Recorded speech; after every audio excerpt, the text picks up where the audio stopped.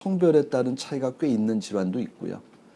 또 어떤 질환은 뭐 성별에 관계없이 빈도가 비슷한 질환도 있고, 연령에 따라서는 좀 차이가 있죠. 예를 들어서 그 뭐 아주 신생아 같은 경우는 주로 이제 선천성 심장병들이 많을 거고, 고령으로 갈수록 여러 가지 이제 만성 퇴행성 원인으로 인한 그런 질환들이 많이 있겠고, 어떤 질환에 따라서는 이제 연령에 따라서 또 원인이 다른 경우도 꽤 있어요. 그래서 연령도 굉장히 중요한 어떤 그 요인 중에 하나고요. 고령으로 갈수록 거의 대부분의 심장 질환의 빈도가 늘어난다고 보면 되는데, 예를 들어서 어떤 퇴행성 원인의 판막 질환 같은 경우는 특히 고령에서 흔하고, 또 여러 가지 동맥경화성 질환들, 그다음에 고혈압성 심장 질환, 이런 것들은 특히 연령이 그 더 많아짐에 따라서 발생 빈도도 흔하고 또 중증도도 높아질 수 있죠. 일반적으로 여성은 사실 심장 질환에 있어서는 상당히 그 어떻게 보면 혜택을 받고 있다고 볼 수가 있는데,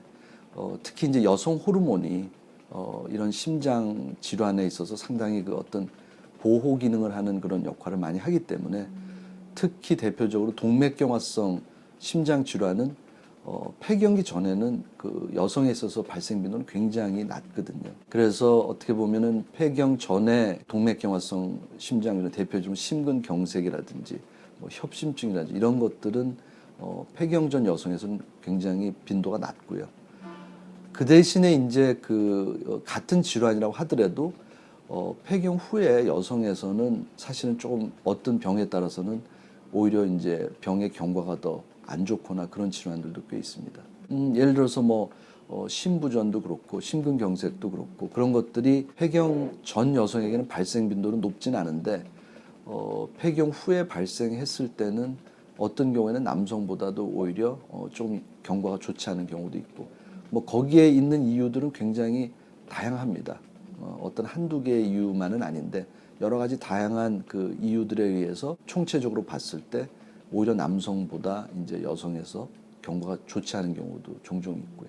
뭐 사실 심장 질환 종류가 꽤 많습니다. 그러니까 심장 안에 이제 그 여러 가지 구조가 있는데, 예를 들어서 첫 번째 그 심장의 펌프 기능을 하는 좌심실의 어떤 기능, 혹은 우심실의 기능의 이상에 따라서 이제 기능 이상으로 발생하는 심부전 같은 게 뭐 대표적인 질환이 되겠고, 또 심장 안에 이제 피가 들어가고 나갈 때 열리는 문과 같은 역할을 하는 것을 판막이라고 하는데, 그런 판막이 제대로 열리지 않거나 그럴 경우 협착이라고 하고, 그 다음에 피가 다 들어간 다음에 닫혀야 되는데 그것이 제대로 안 닫히면 피가 새는 경우가 생기죠. 그런 걸 역류라고 해서 판막의 협착이나 역류 같은 이제 판막 질환이 있을 수 있고, 또 그 심장이 그 하루에도 10만 번 가까이 이렇게 뛰는데, 그 심장의 근육에 적절한 혈액을 공급하는 혈관을 우리가 관상동맥이라고 얘기하는데, 그 관상동맥이 좁아지거나 막혀서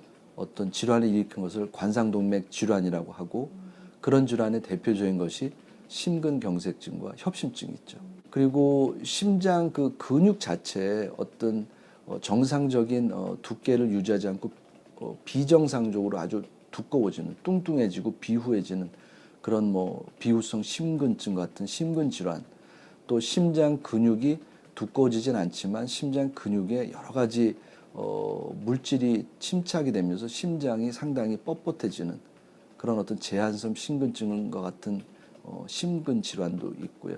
그리고 대표적으로 이제 심장이 펌프할 때 피가 나가는 큰 혈관을 이제 대동맥이라고 하는데, 그 대동맥이 뭐 벽이 찢어지는 대동맥 박리 같은 질환도 있고, 그 대동맥 내 압력이 올라가는 것을 우리가 일반적으로 고혈압이라고 하죠. 그래서 혈압이 높으면 심장도 궁극적으로 기능 이상이 생겨서 결국 심부전 같은 게 빠질 수도 있고, 또 심장 안에는 이제 심장이 이렇게 뛰게 하는 어떤 그 전기 시그널을 보내는 전기줄과 같은 조직이 있는데, 그런데 이상이 생기면 이제 소위 말하는 부정맥 같은 게 생길 수가 있죠. 그래서 맥이 굉장히 느려지는 것을 서맥이라고 얘기하고, 정상보다 굉장히 빨리 뛰는 것을 이제 빈맥이라고 얘기하고, 불규칙하게 뛴다고 해서 그거를 모두 포괄해서는 흔히 우리가 부정맥이라고 얘기하죠.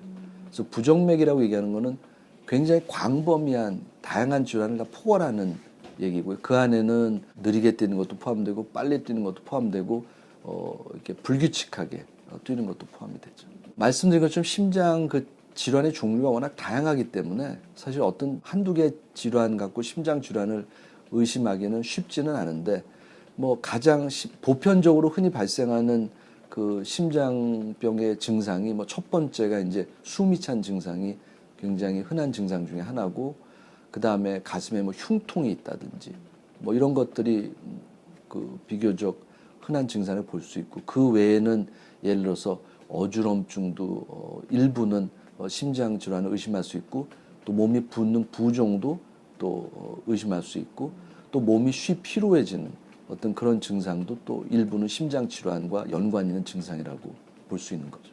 흉통의 발생의 원인에 따라서 사실은 그 가슴에 통증 느끼는 부위도 좀 다르고요.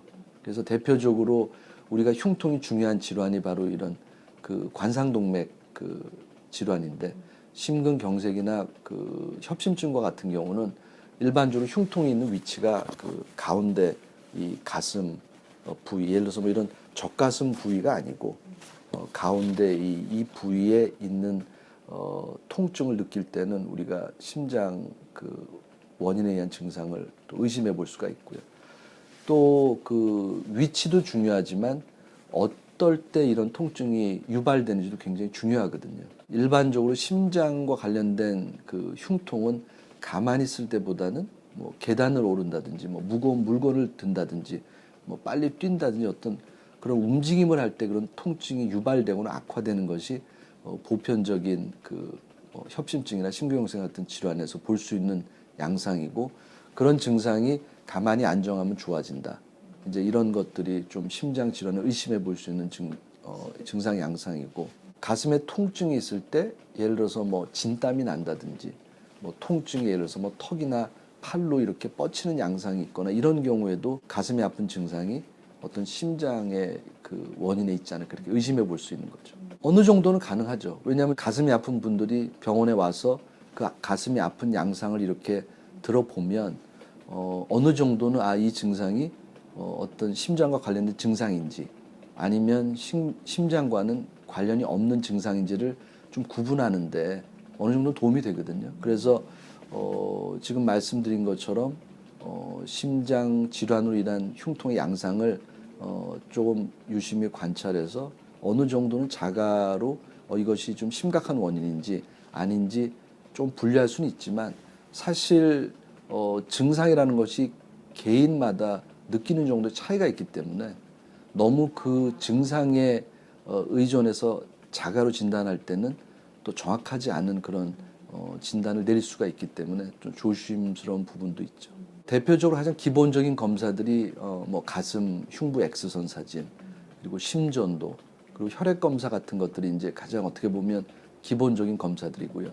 그 외에 이제 심장을 조금 더 자세히 보기 위해서 시행할 수 있는 검사 중에 뭐 심장 초음파 검사도 있고 그다음에 심근 관류 그 핵의학 검사도 있고 운동 부하라 그래서 이제 심전도를 달고 운동을 하면서 보는 그런 검사도 있고 자세한 검사 중에는 뭐 CT나 MRI도 있고 직접 심장에 들어가서 뭐 혈관 촬영을 하거나 심장 내 압력을 측정하는 이런 심도자 혹은 관상동맥 조영술과 같은 그런 검사도 있죠.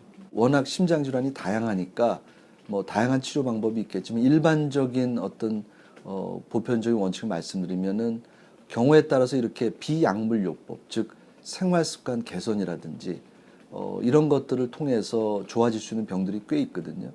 그런 것들은 반드시 선행돼야 되고 또 계속 꾸준히 병행돼야 됩니다. 그런 그 약물 치료가 굉장히 중요하긴 하지만 이런 심혈관 질환에 있어서 사실 굉장히 강조돼야 될 어떤 치료 중에 하나가 생활 습관 개선과 같은 비약물 치료가 굉장히 중요하거든요. 그래서 그런 부분이 굉장히 중요한 역할을 하고 있고 그다음에 그런 비약물 치료만으로 이제 충분하지 않을 경우에는 이제 약물 치료 같은 것이 가능하겠고요.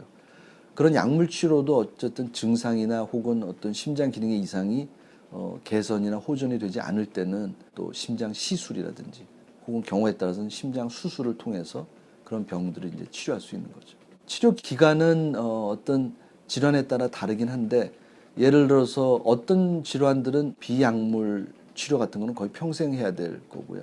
그다음에 질환에 따라서 약물 치료가 단기간이 아닌 굉장히 장기간 유지된 그런 질환이 대부분이고, 관상동맥의 스텐트나 이런 것들은 하루 입원하거나 이렇게 해서 시술 받고 나갈 수도 있고, 심장 수술하는 경우는 뭐 수술 받고 일주일이나 열흘 정도 입원했다가 퇴원하는 경우도 있고 그렇죠. 예후는 굉장히 다양하죠. 그래서 아주 심각한 질환들은 예후가 아주 불량하고 경증인 경우 예후가 좋지만, 확실한 거는 그 과거에 비해서는 약물도 굉장히 많이 개발이 됐고 좋아졌고, 또 이런 시술도 굉장히 많이 발전해서 어떤 심장 치료의 기구도 많이 발전했고, 또 심장 수술의 기술도 많이 발전해서 과거보다는 이런 심장 질환 치료의 성공률이라든지 어떤 그런 경과를 향상시키는 그런 정도가 과거에 비해서는 아주 현격히 좋아졌다고 그렇게 볼 수 있습니다.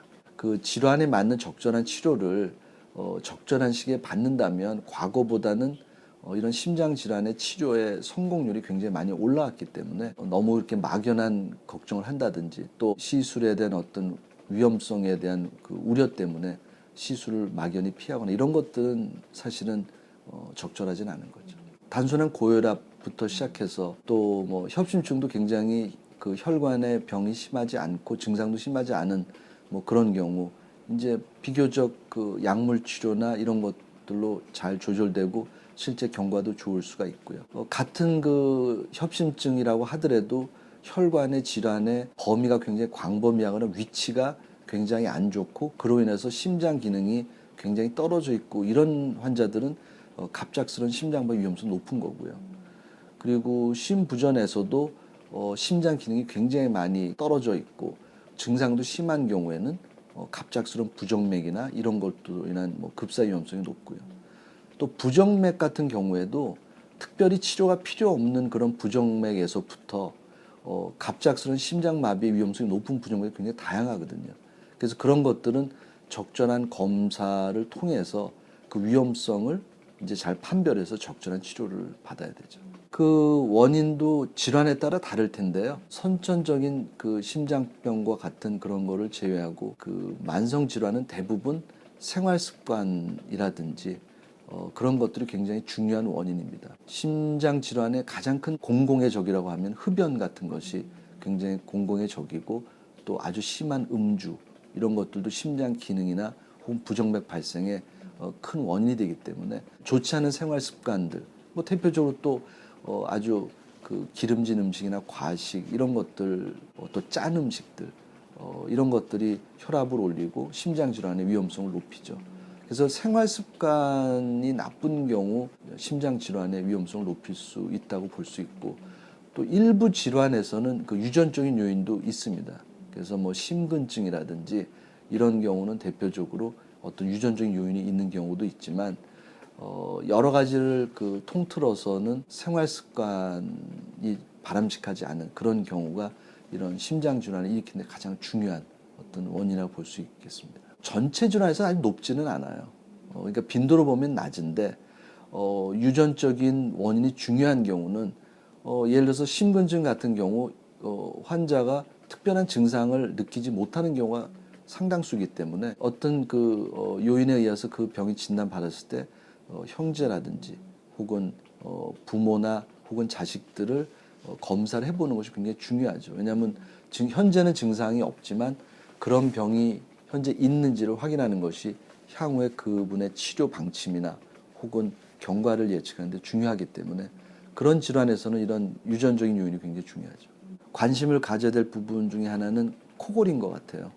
예, 근데 코골이보다 엄밀하게 정확하게 말하면 수면 무호흡이죠. 그 수면 무호흡증은 그 쉽게 말하면 자다가 숨을 안 쉬는 거거든요. 더 심하게 표현하면 자고 있는 사람을 목을 조르는 거랑 똑같아요. 그래서 결국 수면 중에 수면 무호흡이 생기면 숨을 안 쉬니까 우리 몸이 깜짝 놀라죠. 그래서 자다가 깨는 거고 뇌가 그렇게 각성이 되고 그러면서 그 몸에 아드레날린이 굉장히 많이 나와요.